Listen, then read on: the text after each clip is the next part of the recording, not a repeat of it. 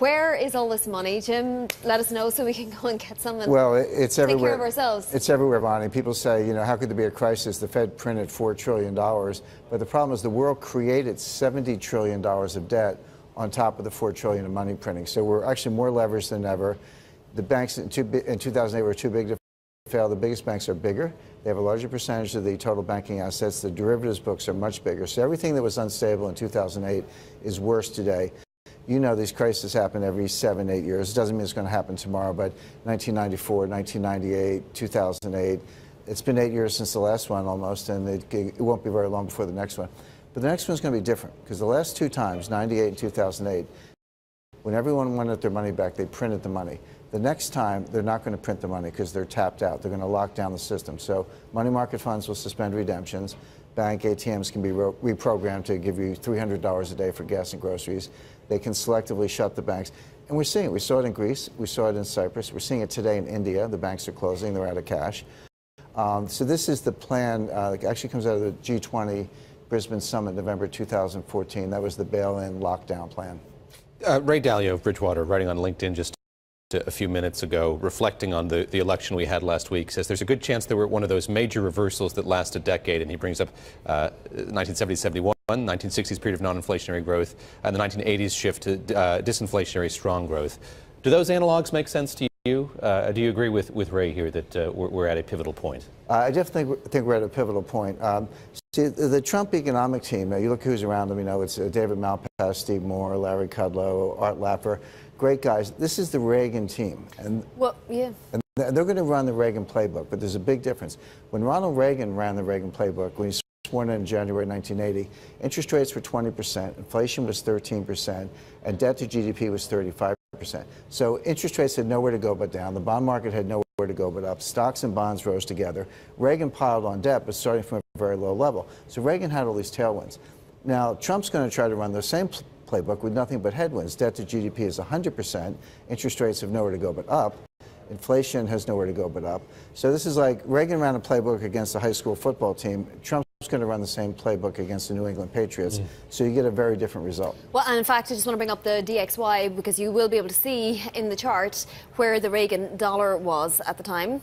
It was very strong, dollar index. As soon as it comes up, we can see there, you see the 1988 to 84 period roughly. You see a very strong dollar. Now, the dollar index is strengthening again, but isn't that the one trump card that, what you say, I mean, its potential to happen is there, but because of the strong dollar, it's unlikely. And you also suggest that there's a conspiracy there. Well, it's not a conspiracy so much. What I call the global elites, and it's not like some deep, dark conspiracy like they're all wearing hoods, around a table. We know who they are. It's Christine Lagarde, it's Mario Draghi, it's Larry Summers, it's professors, central bankers, thought leaders, etc. It's not that they're in a conspiracy, but they're like-minded. They all went to the same schools.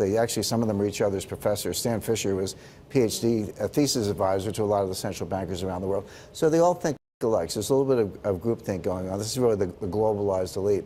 But the problem is you can have the same policies, but if the initial conditions are different, you will get very different results. That's what complexity theory teaches.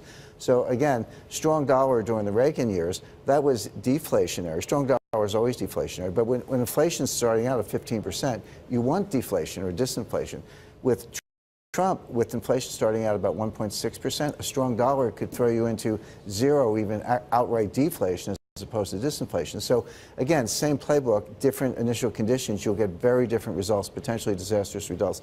The other point I'm making, David and Ivani, is that the systemic risk doesn't care if you're a Republican or a Democrat. It's like when an avalanche happens and it kills a skier, it doesn't care if the skier is a liberal or a conservative.